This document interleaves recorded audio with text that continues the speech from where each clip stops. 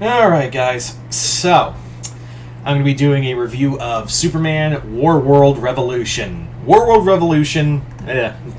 try saying that 5 times fast. Warworld Revolution is the third book in what is basically the Warworld saga. This was, I did the first 2 volumes that were sent to me by my friend Chris. This was also sent to me by Chris, aka the Mount Vernon Kid. Thank you again, bro. Yeah, so basically the Warworld saga, just to catch you up, because I did the first 2 books way back in, I think, February. So it's been a hot minute since I've gotten the latest novel.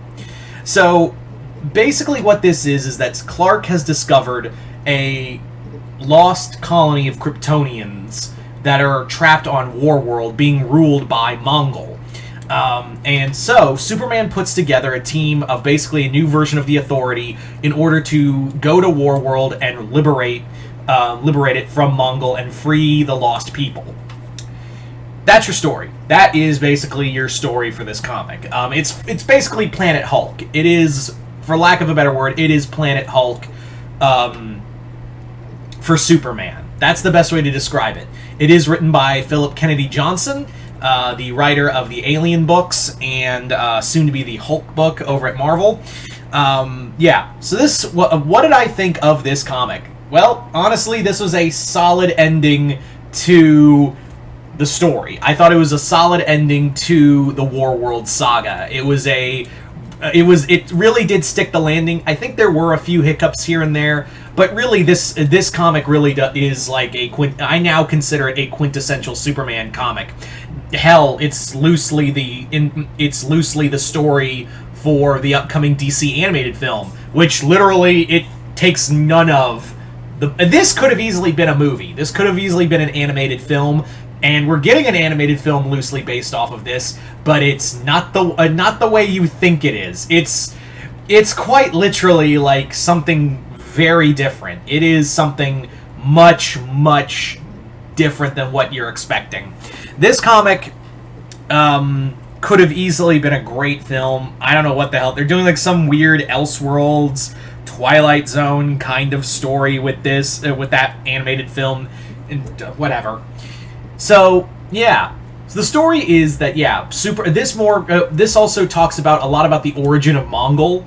Now, the other thing I have to bring up is that Mongol in this comic is not the Mongol you know. This is his son. They do bring up Mongol Senior and kind of talk about his new origins.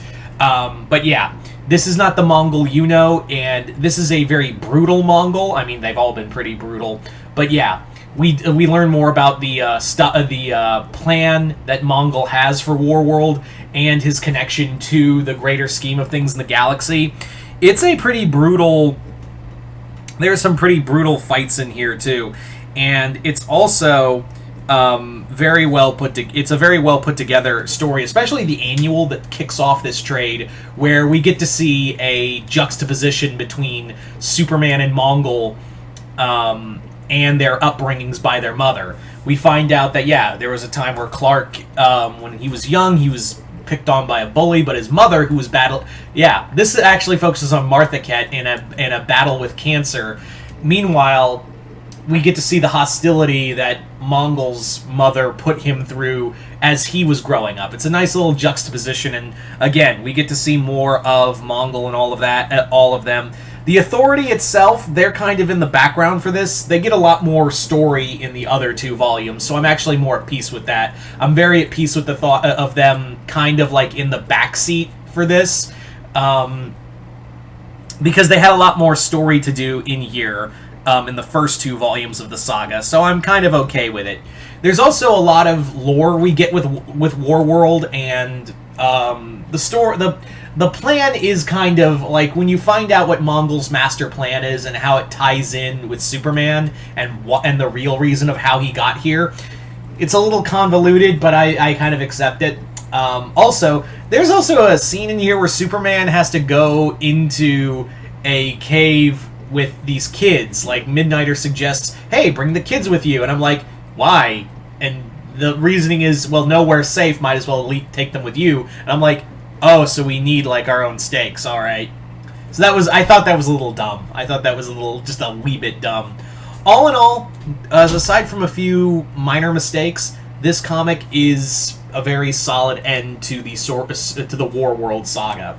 It's a very well put together ending.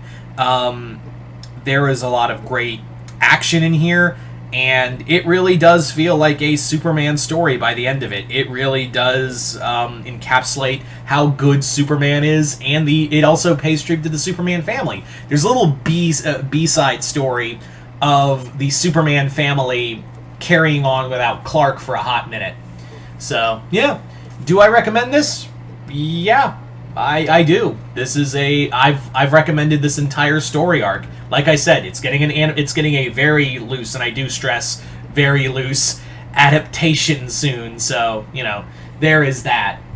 But yeah, if you want to check out a really cool Superman story, all 3 volumes are out. I would imagine they're probably going to put out like a big compendium of this, like a big omnibus of this, that also collects the Future State story that this began in Superman Future State, and also the Grant Morrison Superman and the Authority books as well. Like, I imagine it's going to be it's going to completely cover this entire era.